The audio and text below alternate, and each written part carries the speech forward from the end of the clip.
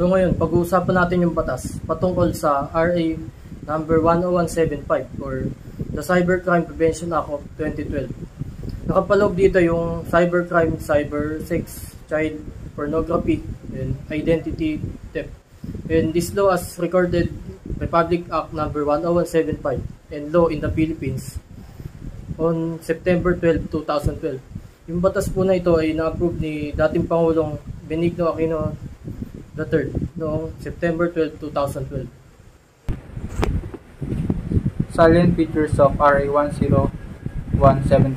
The salient features of the Act include internationally consistent definition for certain cybercrimes. Binibigyang kahulugan tayo kung ano ba ang mga crimes na pwedeng makomit gamit ng technology. Nuance liability for perpetrators of cybercrimes. Kung anong responsibilidad natin bilang mamamayan pag nakakomit tayo ng mga cybercrimes. And increased penalties. Greater authority granted to law enforcement authorities. Expansive jurisdictional authorities to prosecute cybercrimes. Provision for international cybercrime coordination effort and greater ability to combat cybercrimes. Pinagkaloob daw po sa mga otoridad na nagpapatupad ng batas upang usigin ng cybercrime. It is this very freedom that the Cybercrime Prevention Act of 2012 was designed to restrain. This law expands the government's power without affirming the state's primary responsibility to protect and to recognize the democratic rights of its citizens on the internet.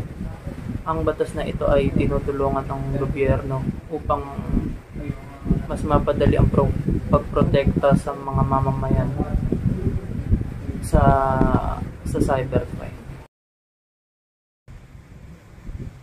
Illegal access. The access to the whole computer or any part of a computer system without right.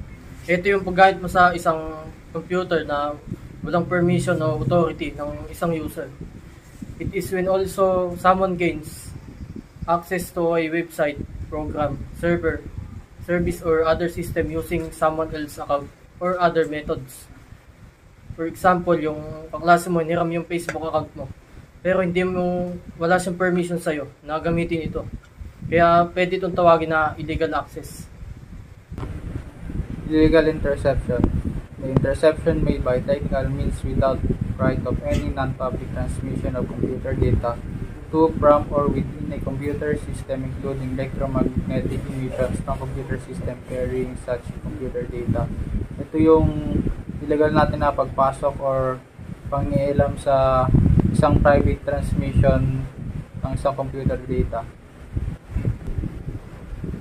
Data interference.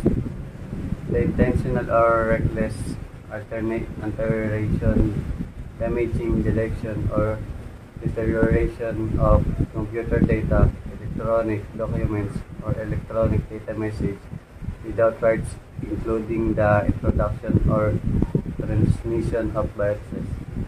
Sinasadya o walang ingat na pagbabago, paninira o pagkasira ng data ng computer, electronic o documents. It gives us knowledge and information about cyber science. This will stop ignorance about using technology and prevent unintentional use of it. The Cybercrime Prevention Act plays a major role for the Philippines in terms of science, technology, and society. Ang batas na ito ay dinadagdagan ng kaalaman natin sa cybercrime upang mabawasan ang mga maling paggamit nito.